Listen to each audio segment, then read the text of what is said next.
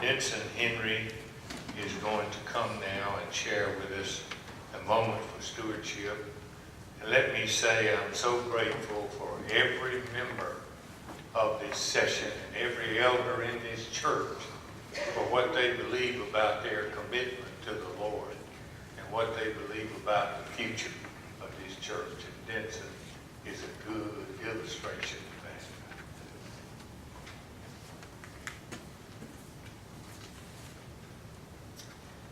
Good morning again. Is the mic on? Can everybody hear me in the back? Okay. Well, I thought I'd take this moment to not only talk about stewardship, but tie it into what's happening with the PNC, or the Pastor Search Committee. It's been a while since we had a update from the podium. Before I do that, let me first thank all of you for your prayers and kind words and letters. We do share those in our committee, and that does mean a lot. So we can't feel your prayers, so thank you and keep them coming. Also, I want to thank the people on our committee. We do meet basically once a week, and sometimes it's an hour, sometimes it's close to 3. But it is a lot of work that we do joyfully and really just know that it's a great thing calling for our church, and that person that God wants here is out there, and hopefully we get that much closer.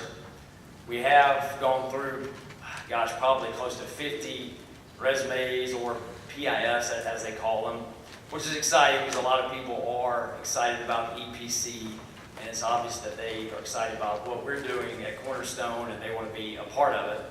Now, a lot of these PIFs are not good fits from the get-go. You can tell as soon as you start reading them.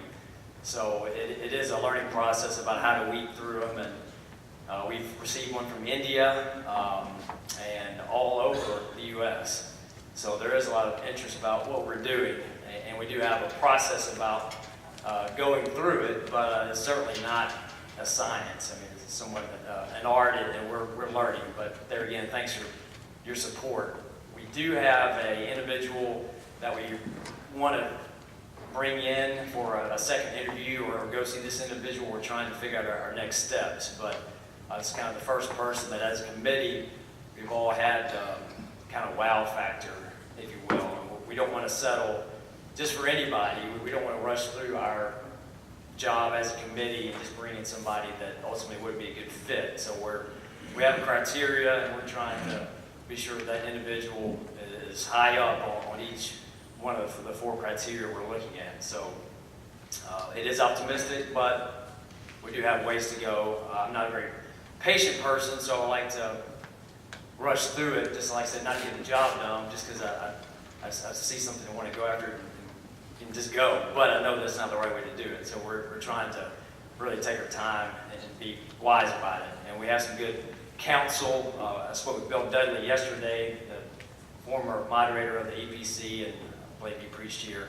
last weekend, and he's offered great advice and is going to help us as well. So we do have a lot of good support from all over, which it's just great to know. We so appreciate it. With stewardship, it does kind of tie in, because our budget has been really reduced over the past couple of years, as everyone knows. And so in order to bring a pastor in, obviously we have to pay the person. So through the stewardship season, just remember our committee and looking at your pledge cards and what fits in your own family's budget. Just remember that it's going to take financial commitment from all of us in order to offer a good pay package for this next person.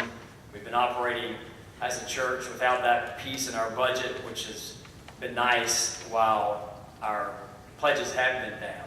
But we certainly have a goal out there that I know we can all reach prayerfully, and just want to ask that everybody here just really think about when they're pledging, what we need to do as a church to bring in that right person. And certainly it's going to be critical that we have the resources to offer a competitive pay package. So thanks in advance for looking at that, and just certainly thanks again for all your prayers. Thank